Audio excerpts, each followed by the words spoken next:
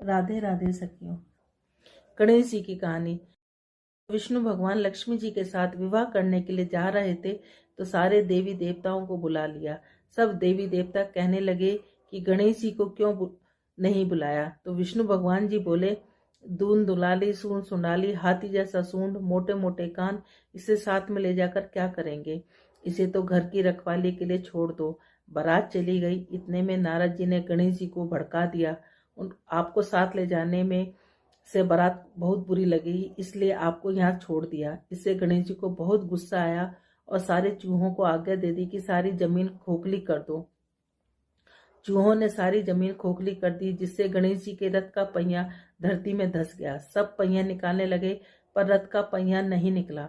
फिर किसान खाती को बुलाया और पहिए को हाथ लगाकर बोला कि बोलो गणेश जी महाराज की जय। तो पहिया निकल गया। तब उन्होंने कहा कि गणेश जी को मनाए बिना कोई काम सिद्ध नहीं हो सकता।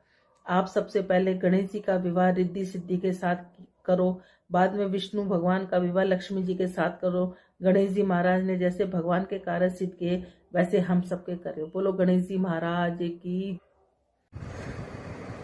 एक बहुत धनवान साहूकार था जिसके घर धन की आदि की किसी की कमी नहीं थी, परंतु उसके दुख था कि उसके एक पुत्र नहीं था। इसी चिंता में रात दिन रहता। वह पुत्र की कामना के लिए प्रति सोमवार को और सावन के महीने में प्रतिदिन शिवजी भगवान की पूजा, व्रत और पूजा किया करता और सायकाल में शिव मंदिर में जाकर शिवजी के विग्रह के सामने दीपक जलाया करता। उसके इस भक्ति भाव को देखकर एक समय पार्वती जी शिवजी महाराज से कहने लगी कि यह साहूकार आपका अनन्य भक्त है, सदैव आपकी व्रत पूजा में बड़ी श्रद्धा से करता है, इसकी मनोकामना पूरी करो। शिवजी ने कहा, पार्वती, यह संसार कर्म क्षेत्र है। जैसे किसान खेत में बीज बोता है वैसा ही फल काटता है, उसी प्रकार संसार में जैसा कर्म करते हैं वैसा ही फल मिलते हैं। पार्वती ने अत्यंत आग्रह किया, महाराज, जब आपका अनन्य भक्त है तो आपको इसको किसी प्रकार का दुख नहीं होना चाहिए। जो इसको दुख है उसको अवश्य दूर करना चाहिए, क्योंकि आप सदैव अपने भक्तों पर दयालु रहते हैं, इसके दुखों को दूर करते हैं। मनुष्य आपकी सेवा में, यदि आप ऐसा नहीं करेंगे तो मनुष्य आपकी सेवा व्रत क्यों करेंगे। पार्वती के आग्रह को देखकर महाराज बोले, पार्वती, कोई भी पुत्र नहीं है, इस चिंता में यह अति दुखी रहता है। इसके भाग्य में पुत्र न होने से इसकी पुत्र की प्राप्ति का वर देता हूँ, परंतु यह पुत्र केवल 16 वर्ष का होगा। इसके पश्चात इसकी मृत्यु प्राप्त होगी, इससे अधिक मैं कुछ नहीं कर सकता। यह बात सुनकर साहूकार सुन रहा था। उसको न प्रसन्नता हुई न दुख हुआ। वह पहले जैसे ही शिवजी महाराज की पूजा व्रत करने लगा। कुछ समय व्यतीत होने पर साहूकार की पत्नी गर्भवती और 10वें महीने में गर्भ से उसे अति सुंदर पुत्र की प्राप्ति हुई। साहूकार के घर में खुशियां मनाए गए, परंतु साहूकार ने उसकी केवल 16 वर्ष की आयु जानकर अति प्रसन्नता प्रकट नहीं की और न ही किसी को भेद बतलाया। जब वह बालक 15 वर्ष का हो गया तो बालक को माता ने अपने पिता से विवाह आदि के लिए कहा कि साहूकार कहने लगा, यदि मैं इसका विवाह नहीं करूंगा। साहूकार ने कहा कि मैं अभी इसका विवाह नहीं करूंगा, अपने पुत्र को काशी पढ़ने के लिए भेजूंगा। फिर साहूकार ने अपने साले अथवा बालक के मामा को बुलाकर बहुत सा धन देकर बालक को काशी पढ़ने के लिए भेज दिया और कहा कि हर रास्ते पर तुम यज्ञ और ब्राह्मणों को भोजन कराते जाना। दोनों मामा भांजे यज्ञ करने ब्राह्मणों के भोजन कराते जा रहे थे। रास्ते एक नगर में पड़ाव पड़ा। उस नगर के राजा की बारात आई हुई थी, लेकिन वर पक्ष वाले वह भी थे, क्योंकि उनका वर एक आंख से काना था। अब वो एक ऐसे सुंदर युवक की तलाश में थे कि जो वो रात को उससे शादी कर ले और हम कन्या को लेकर अपने घर चले जाएं। जब उन्होंने मामा भांजे को देखा तो कहा कि हमें थोड़ी देर के लिए अपने लड़के को हमें उधार दे दो। उसने कहा, कहीं ऐसा भी होता है कि हम तुम्हें बहुत सा धन देंगे। मामा ने कुछ सोचते हुए उसको दे दिया। जब सारा विवाह संपन्न हो गया तो जब फेरे पड़ने लगे, सब विवाह संपन्न हो गया। वो भांजा बहुत सुंदर था, सब देखकर बहुत खुश हो रहे थे कि जो ना उस राजा की लड़की को कन्या वर बहुत अच्छा मिला है। अब जब सारा विवाह संपन्न हो गया तो वो उसकी चुंदरी में लिख के चला गया कि मैं एक साहूकार का बेटा हूँ, मैं काशी पढ़ने के लिए वहाँ विद्या प्राप्त करने के लिए काशी जा रहा हूँ। और राजा का लड़का तो काना है, कन्या अपनी चुंदरी पे अपने वर को कुछ लिखता हुआ देख रही थी। उसने जाकर देखा, जब सुबह विदा का समय आया तो उसने अपनी चुंदरी पर लिखा देखा। उसने कहा कि यह मेरा वर नहीं है, मेरा वर तो काशी पढ़ने के लिए गया हुआ है, राजा का लड़का तो काना है। उसने उसके साथ जाने से मना कर दिया। सारे में हाहाकार मच गया।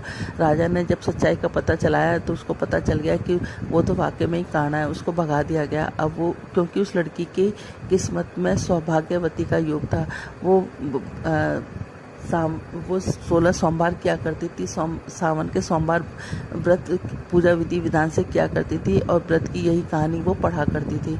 अब वो मामा भांजे काशी के लिए चलती है। काशी पे यज्ञ पूरा करने के लिए जब वापसी में यज्ञ पूरा करने के लिए कर रहे थे तो क्या नाम है, एक दिन जब वह 16 वर्ष का पूरा हो गया तो उसके सिर में भयानक दर्द उठा। उसने कहा, मामा मैं थोड़ा सा आराम करने जाता हूँ, मेरे सिर में बड़ा भयानक दर्द उठ रहा है। मामा ने कहा ठीक है। अब वो आराम करने के लिए चला गया तो वो थोड़ी देर में मामा उसको या पूर्ण आहुति देने के लिए बुलाने आया तो देखा कि भांजा तो मरा पड़ा है। उसने सोचा मैं रोऊंगा चिल्लाऊंगा तो सारा यज्ञ खराब हो जाएगा। उसने अपने दिल पर पत्थर रखकर और सारा यज्ञ और ब्राह्मणों को भोजन कराने के बाद वो विलाप करने लगा। संयोग उसी रास्ते से शिव और पार्वती जा रहे थे। इतना विलाप देखकर पार्वती माता रुक गई। उन्होंने शिव जी भगवान से कहा, देखो कौन विलाप कर रहा है। तो वो कहने लगा कि कोई विलाप नहीं कर रहा है, ये विलाप वही कर रहा है जिसको 16 वर्ष की आयु संपूर्ण हो गई। उसने कहा, नहीं, बहुत करुणा कुंदन है, मैं तो जाकर देखूंगी। जाकर देखा तो पार्वती माता उससे कहने लगी कि आपको इसको जीवित करना ही पड़ेगा। जब शिव जी भगवान ने ध्यान करा तो देखा कि इसकी शादी तो उस लड़की से हो गई जो अखंड सौभाग्यवती जिसके भाग्य में है। अब उनको उस लड़के को जीवित करना पड़ा। उस लड़की को जीवन दान देने के बाद शिव पार्वती आगे चल दिए। वो लड़का वापस जा रहा था तो वहाँ उसी नगर से गुजरने लगा तो लड़की ने और उसकी सखियों ने पहचान लिया। वो पकड़कर राजा के सामने लेके आए। राजा ने सारी बात बताई, उसे बहुत सा धन दिया और अपनी लड़की को विदा कर दिया। इधर लड़के के माँ बाप दोनों छत पर चढ़कर बैठ गए। वो कहने लगे कि हम नीचे जब भी उतरेंगे जब हमारा बेटा हमें लेने आएगा, नहीं तो हम यहीं से प्राण दे देंगे। इतने मामा नगर में पहुंचने के बाद उसने जाकर कहा कि चलो तुम्हारे बहू और बेटे आए। वो कहने लगा क्यों? वो करता है, मेरे भाग्य में तो 16 साल का बेटा था।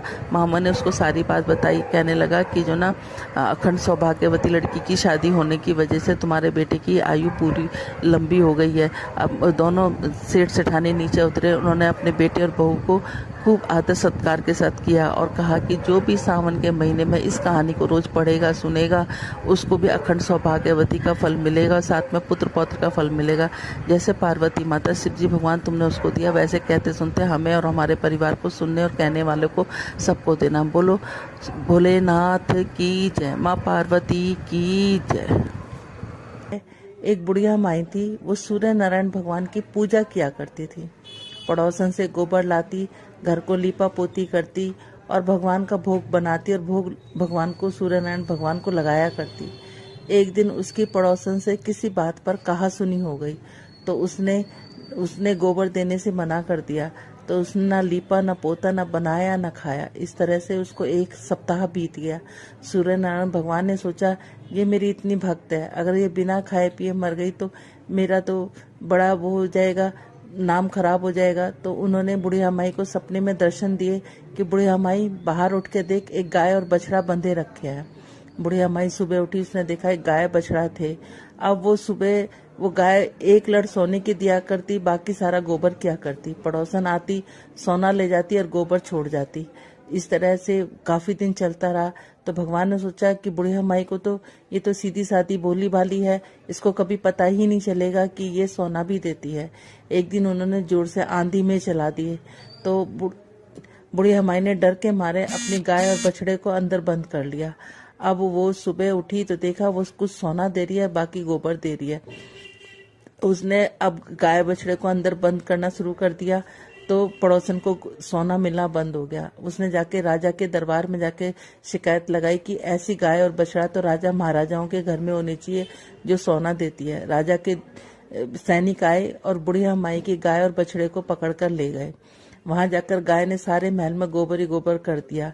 तो राजा को बड़ा गुस्सा आ गया। उन्होंने बुढ़िया माई को पकड़ के बुला लिया और वो कहने लगे, तुझे सोना देती है ये गाय और बछड़ा और यहाँ गोबर ही गोबर कर दिया। तो वो कहने लगी, ये मुझे सूर्य नारायण भगवान ने दिया, लेकिन पड़ोसन ने अपने उसके ईर्ष्या के कारण यहाँ पर आकर शिकायत लगा दी। तो उन्होंने कहा अच्छा ऐसी बात है तो सूर्य ने भगवान से प्रार्थना करो। उसने प्रार्थना करी, सारे महल से गोबर गायब हो गया। राजा ने उस बुढ़िया माई को काफी सारा धन दिया और गाय बछड़े दिए और उस पड़ोसन को दंड दिया। जैसे राधे राधे, आप सबके राधे सख्या चैनल में आप सब लोगों का स्वागत है। आप सब लोग कैसे हैं? भगवान भोलेनाथ और कान्हा जी से प्रार्थना करते कि आप सब लोग, आपका परिवार, सब लोग सुरक्षित हों। बोलो राधे राधे। ये श्रावण मातम का जो हमारा ये कड़ी चल रही है उसका 16वां अध्याय। ओम नमः शिवाय, ओम नमः शिवाय, ओम नमः शिवाय, ओम नमः शिवाय, ओम नमः शिवाय, ओम नमः शिवाय, ओम नमः शिवाय, ओम नमः शिवाय। गजाननं भूतगणातिसेवितं कपितजम्बूफलचारुभक्षणम् उमात्तं शोकविनाशकारकं नमामि विघ्नेश्वरं पादुपङ्कजम्। कर्पूरगौरं करुणावतारं संसारसारं भुजगेन्द्रहारं सदा वसन्तं हृदयारविन्दे भवन् भवानी सहितं नमामि, भवन् भवानी सहितं नमामि। त्वमेव माता च पिता त्वमेव, त्वमेव बन्धु च सखा त्वमेव, त्वमेव विद्या धरिवन् त्वमेव, त्वमेव सर्वं मम देव देव। ओम नमः शिवाय, ओम नमः शिवाय, ओम नमः शिवाय, ओम नमः शिवाय। 16वां अध्याय। भगवान शंकर ने सतन कुमार से बोला कि अब मैं तुम्हें श्रावण शुक्ला सप्तमी व्रत के बारे में बतलाता हूँ, उसे ध्यानपूर्वक सुनो। पहले दीवार पर बावली का चित्र बनवाएं, उसमें आशीष संज्ञा दिव्य रूपधारी 7 जलदेव बनाएं। 2 लड़कों के साथ पुरुष प्रतिज्ञ सहित नारी, 1 घोड़ा, बैल, नसवाहन सहित पालकी के चित्र बनाए। 16 उपचार द्वारा जल देवी की पूजा कर ककड़ी, दही, चावल नैवेद्य चढ़ाएं।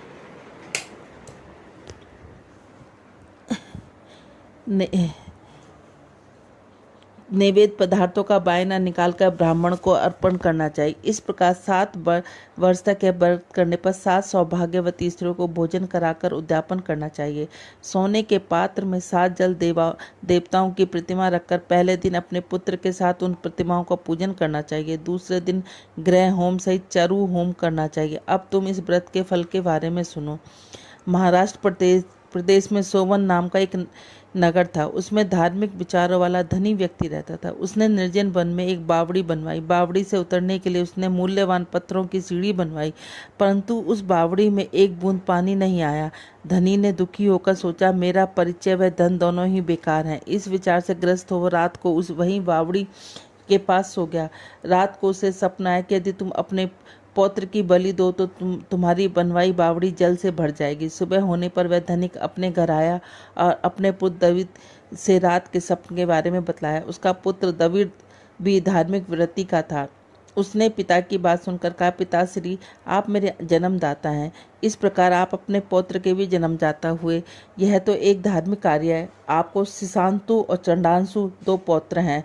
आप बिना हिचक अपने बड़े पौत्र शिशांशु की बलि दे दे, परंतु यह बात आप स्त्रियों से गुप्त रखें। इसका कारण यह है कि मेरी पत्नी गर्भवती है। प्रसव का समय निकट होने के कारण वह मैके जाने वाली है। उसके साथ उसका छोटा पौत्र चंडांशु भी जाएगा। उसके मैके जाने के बाद यह काम निर्विघ्न समाप्त हो जाएगा। धनिक अपने पुत्र के ऐसे विचार सुनकर गदगद हो गया। बोला, तुम धन्य हो। इसी बीच उसकी पत्नी सुशीला को उसके मैके से बुलावा आ गया। वह मैके जाने की तैयारियों में करने लगी। तभी दरिद्र सुशीला से बोला, सितांशु यहीं मेरे पास रहेगा, चंडांशु तुम्हारे साथ चला जाएगा। सुशीला ने अपने पति की बात मान ली। सुशीला के जाने के बाद पिता और पुत्र ने सितांशु के शरीर में तेल मलकर नहलाया, मूल्यवान कपड़ों व आभूषणों से उसे सुसज्जित किया। वरुण नक्षत्र पूर्वा आषाढ़ के आ जाने पर दोनों ने उस बावड़ी के किनारे ले जाकर खड़ा कर दिया। प्रार्थना करने लगे कि इस लड़के की बलि से जल देवता प्रसन्न हो। लड़के की बलि देते ही बावड़ी अमृत तुल्य जल से भर गया। दोनों बाप बेटे बावड़ी के जल से भरा देखकर प्रसन्न हुए, परंतु पौत्र की बलिदान से दुखी मन से घर लौट आए। उधर सुशीला के मैके में तीसरा पुत्र पैदा हुआ। 3 माह का पुत्र होने पर वह अपनी ससुराल लौट आई। रास्ते में जब वह बावड़ी के पास आई तो उसे जल से परिपूर्ण देखकर चकित रह गई। उसमें स्नान करके बोली, मेरे ससुर का परिश्रम व धन का खर्च यथोचित रहा। उस दिन सावन शुक्ला सप्तमी तिथि थी। सुशीला ने शीतला का शुभ व्रत रखा, वहीं पर दही और चावल मंगवा कर स्वादिष्ट भोजन बनाया। जल देवता की पूजा कर दही चावल और ककड़ी का नैवेद्य चढ़ाकर बायना ब्राह्मणों को दिया। वहां से सुशीला की ससुराल 4 कोस थी। अब सुशीला दोनों लड़कों के साथ बावड़ी से घर की ओर चल दी। इधर जल देव आपस में कहने लगे, इसका बड़ा पुत्र हमें वापस लौटा देना चाहिए, क्योंकि इसने बड़े प्रेम से हमारा व्रत किया है। उन्होंने सुशीला का बड़ा पुत्र जल में बाहर निकाल दिया। माँ को देखा सितांशु माँ के पीछे दौड़ता हुआ माँ माँ कहता हुआ आया। सुशीला अपने बड़े लड़के सितांशु को देखकर चकित रह गई। उसने उसे गोद में बिठाकर उसका सिर सूंघा तो वह अपने मन में सोचने लगी, यदि इसे यहाँ से पकड़कर चोर ले जाते तो क्या होता, क्योंकि इसने तो बहुमूल्य आभूषण पहन रखे हैं। यदि इसको घर में से भूत पिशाच पकड़कर लाए होते तो वे सब इसे क्यों छोड़ते। घर के संबंधित चिंता के सागर में गोते लगा रहे होंगे। परंतु उसने सितांशु से कुछ नहीं पूछा कि तुम यहाँ अकेले क्या कर रहे थे। इधर सुशीला का आना का समाचार पाकर पिता पुत्र सोचने लगे, सुशीला जब अपने बेटे के बारे में पूछेगी तो हम क्या कहेंगे। इस बीच तीनों बालकों के सहित सुशीला अपने घर पहुंच गई। ससुर और पति बड़े पुत्र सितांशु को देखकर बड़े अचंभे में पड़ गए।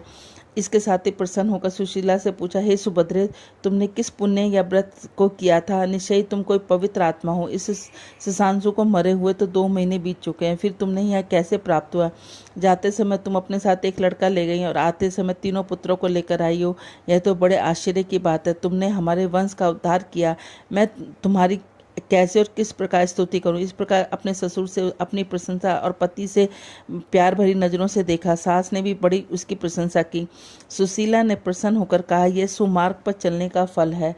हे सतन कुमार, तुमने मेरे शीतला सप्तमी का व्रत व इसकी कहानी सुनी। इस व्रत में दही चावल, ठंडा जल, ककड़ी फल, बावड़ी जल, शीतला माता को देवता कहे गए हैं। इसे करने वाले 3 प्रकार के तापों से मुक्त हो जाते हैं। इसलिए श्रवण शुक्ल सप्तमी का यथार्थ नाम शीतला सप्तमी कहा जाता है। बोलो सावण महात्म की जय। ओम नमः शिवाय, ओम नमः शिवाय, ओम नमः शिवाय, ओम नमः शिवाय, ओम नमः शिवाय, ओम नमः शिवाय, ओम नमः शिवाय, ओम नमः शिवाय, ओम नमः शिवाय, ओम नमः शिवाय, ओम नमः शिवाय, ओम नमः शिवाय। बजने लगी ढोल की हाय धीरे धीरे, बजने लगी ढोल की हाय धीरे धीरे, आ गया सावन हाय धीरे धीरे, आ गया सावन हाय धीरे धीरे, बजने लगी ढोल की हाय धीरे धीरे, जल चढ़े भोले के द्वारे, दूध चढ़े भोले के द्वारे, सजने लगे मंदिर हाय धीरे धीरे, सजने लगे मंदिर हाय धीरे धीरे, बजने लगी ढोल की हाय धीरे धीरे, ज्योत जले हे भोले के द्वारे, धूप ले भोले के द्वारे, जुड़ने लगे भक्तजन हाय धीरे धीरे, जुड़ने लगे भक्तजन हाय धीरे धीरे, बजने लगी ढोल की हाय धीरे धीरे, बेलपत्र चढ़े भोले के द्वारे, लगने लगे जयकारे भोले के द्वारे, होने लगा कीर्तन हाय धीरे धीरे, हंसने लगा कीर्तन हाय धीरे धीरे, बजने लगी ढोल की हाय धीरे धीरे, आ गया सावन हाय धीरे धीरे। बोलो राधे राधे।